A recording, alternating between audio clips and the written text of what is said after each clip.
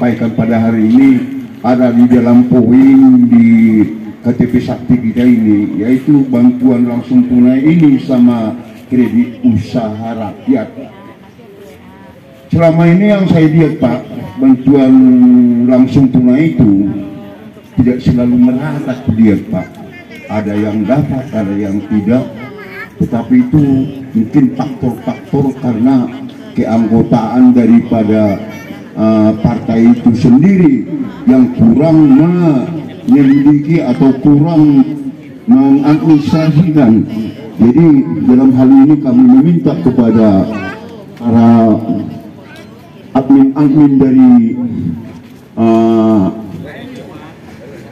partai kita ini supaya mendata semua orang-orang yang ada di dalam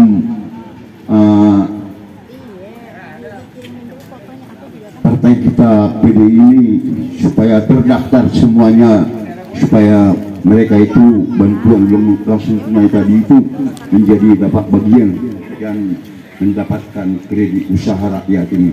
Karena kredit usaha rakyat ini kalau kita mendapatkannya, mungkin kita bisa berusaha apa saja yang bisa menunjang kehidupan kita Pak. Tetapi dalam hal ini kami dari masyarakat sendiri Pak sebenarnya membantu dan menolong pemerintah untuk menunjang apa yang dikehendaki pemerintah untuk kemajuan NKRI Pak. Demikian yang dapat saya sampaikan. Terima kasih Pak. Baik, intinya tadi kita ambil karena tidak merata itu aja ya, karena nanti kita akan melebar. Intinya tidak merata Pak ya. Baik, mungkin Pak Mantas bisa merespon. Ada 3 pertanyaan. Satu dan benar, saya persilakan. Ya, 3, tapi pada prinsipnya masalahnya hampir sama ya, dan beberapa hal yaitu terkait dengan sarana prasarana infrastruktur saluran drainase di Malaga Jaya, khususnya di RW 04 ini.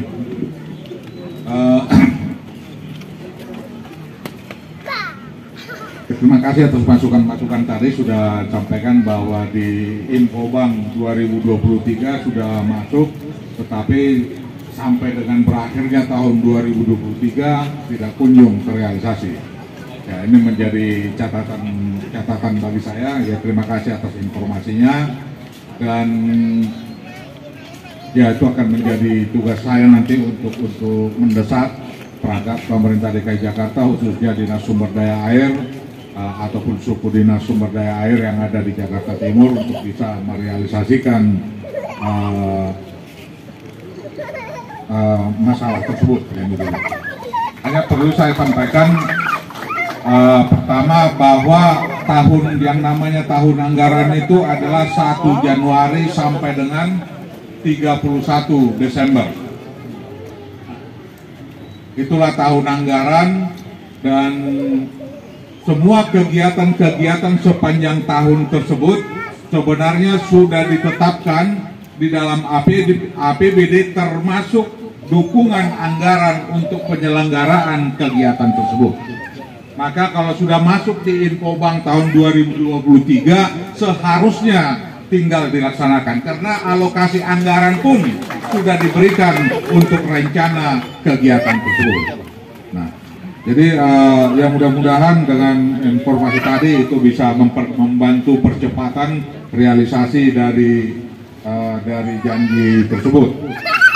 Dan yang berikutnya, ini sekarang sedang berjalan proses musrenbang yang diawali dengan rembuk keluarga di tingkat RW, yang kemudian nanti meningkat musrenbang tingkat kelurahan, kecamatan, kota, dan provinsi.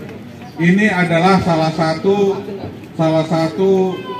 wujud nyata dari demokrasi perekonomian atau anggaran di negara kita. Jadi anggaran itu disusun dari bawah ke atas. Nah, inilah yang nanti proses musrenbang itulah yang menjadi cikal bakal dari semua kegiatan-kegiatan yang akan ditetapkan dalam APBD tahun 2025 yang akan datang. apa yang direalisasikan sepanjang tahun ini 2024 ini bersumber dari Musrenbang tahun 2023 yang lalu. Dan biasanya realisasinya ini memang agak realisasinya baru bisa berjalan sepanjang yang saya ketahui paling cepat baru bisa terrealisasi mulai bulan April. Karena ternyata sistem anggaran itu cari dulu, masuk dulu pendapatan baru bisa dibelanjakan. Jadi pendapatan dan pengeluaran itu selaras. Ada pendapatan langsung belanja melakukan kegiatan-kegiatan yang sudah ditetapkan dalam APBD tersebut.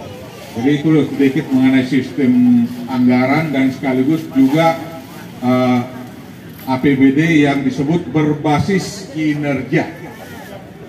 Berbasis kinerja.